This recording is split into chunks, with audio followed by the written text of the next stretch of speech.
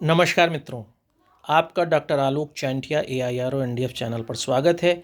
आज हम समाजशास्त्र में इस तथ्य की जांच करेंगे कि क्या इसकी वैज्ञानिकता पर सवाल उठाया जाना उचित पूर्ण रूप से है, क्योंकि जब 1838 में पहली बार अगस्त काम्ट ने, जो फादर ऑफ सोशियोलॉजी कहलाते हैं, इसे सामाजिक भौतिकी कहा, तो कालांतर में उन्होंने 2 साल बाद ही इसका नाम परिवर्तित करके समाजशास्त्र रखा, क्योंकि उन्होंने माना कि सामाजिक संबंधों की वैश्विकता या सार्वभौमिकता पर एक ही बात नहीं की जा सकती। लेकिन सबसे बड़ा प्रश्न यह उठता है कि अगस्त काम्ट ने यह कहा, लेकिन क्या विज्ञान में जो भी नियम दिए गए हैं, सिद्धांत दिए गए हैं, वह सार्वभौमिक हो सकते हैं? वह सार्वभौमिक कब होते हैं? जब उनमें कंडीशंस लगी होती हैं। जैसे बायल्स लॉ है। बायल्स लॉ में यह कहा जाता है कि जब तापमान स्थिर होगा तो किसी भी गैस का आयतन जो है वो दाब के व्युत्क्रमानुपाती होगा। इसी तरह चार्ल्स लॉ में कहते हैं कि जब दाब को स्थिर रखा जाएगा तो तापमान किसी गैस के आयतन के अनुक्रमानुपाती होगा। दोनों ही नियम में आप देखते हैं कि वह दोनों नियम तभी सत्य हो सकते हैं और सार्वभौमिक हो सकते हैं जब उनमें कंडीशन लगी हुई है। तो समाज में क्या ऐसी कंडीशंस नहीं लग सकती, ऐसी स्थितियां नहीं लग सकती? इसीलिए समाजशास्त्र में आपको इस बात के तलाशने का काम करना चाहिए कि क्या विज्ञान से बिल्कुल समाज को अलग करके देखा जा सकता है। आइए इसका थोड़ा विश्लेषण करते हैं। समाज, जिसे संबंधों का जाल कहते हैं, अगर अगस्त काम्ट के बात में कहें तो समाजशास्त्र का मतलब व्यवस्था और प्रगति का जो विज्ञान है वह समाजशास्त्र है। लेकिन अगर मैकइवन पेज जो संबंधों के जाल की बात करते हैं, अंतरजाल की बात करते हैं, तो वह सबसे न्यूनतम सामाजिक समूह क्या है? परिवार है। परिवार के सदस्य हैं। लेकिन क्या आपने कभी महसूस किया कि परिवार के सदस्यों के बीच यदि एक कंडीशंस रखी जाए? कंडीशंस क्या है कि समुदाय के रूप में रहना है, परिवार के रूप में रहना है, संयुक्त परिवार के रूप में रहना है, तो उसकी शर्त ये सारी कंडीशंस लगाई गई कि कौन आर्थिक उसका संचालन करेगा, कौन सामाजिक, कौन सांस्कृतिक, किसके हाथ में ताकत रहेगी।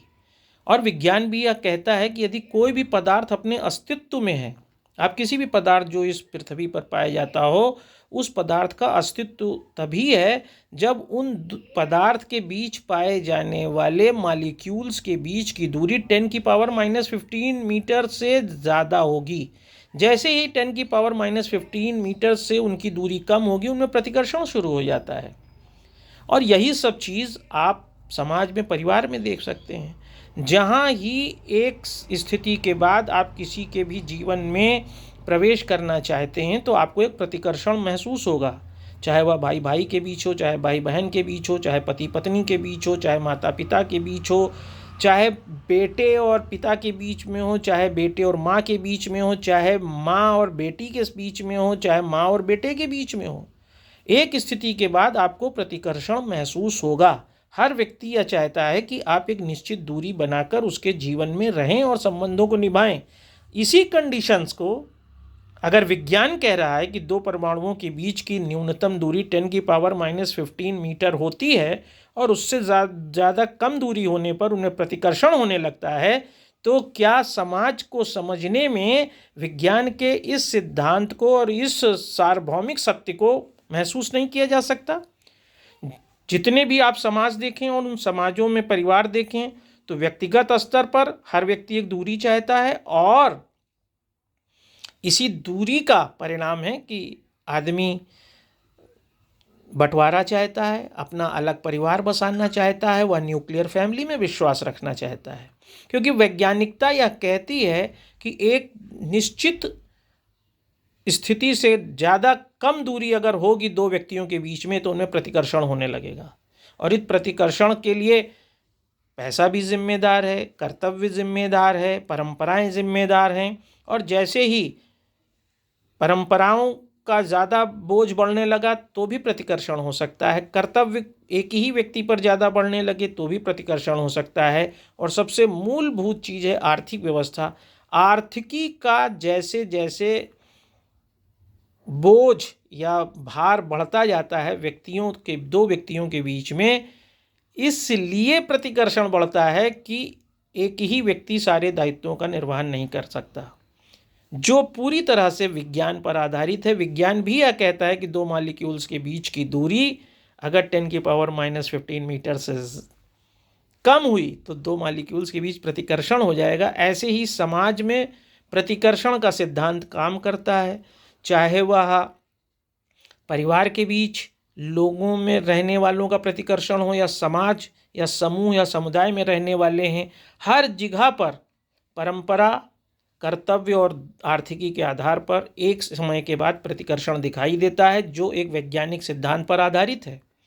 और जैसा कि मैंने आपसे कहा कि चाहे चार्ल्स लॉ हो, चाहे बायल्स लॉ हो, सभी एक स्थिति विशेष में सही माने जाते हैं। ऐसे समाज भी, जो भी स्थितियां, परिवार सार्वभौमिक पाया जाता है, विवाह सार्वभौमिक है, बच्चे पैदा करना सार्वभौमिक है, नातेदारी सार्वभौमिक है।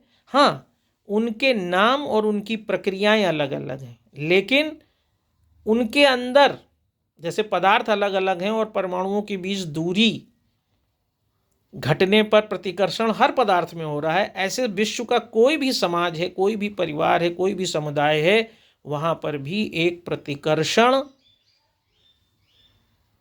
आपसी सामाजिक दूरी घटने के बाद बढ़ने लगती है, जो सामाजिक विघटन का भी कारण बनती है, जो समाज में सामाजिक गतिशीलता का भी कारण बनती है, क्योंकि सभी परिवार अपना अलग न्यूक्लियर फैमिली के रूप में रहना चाहते हैं।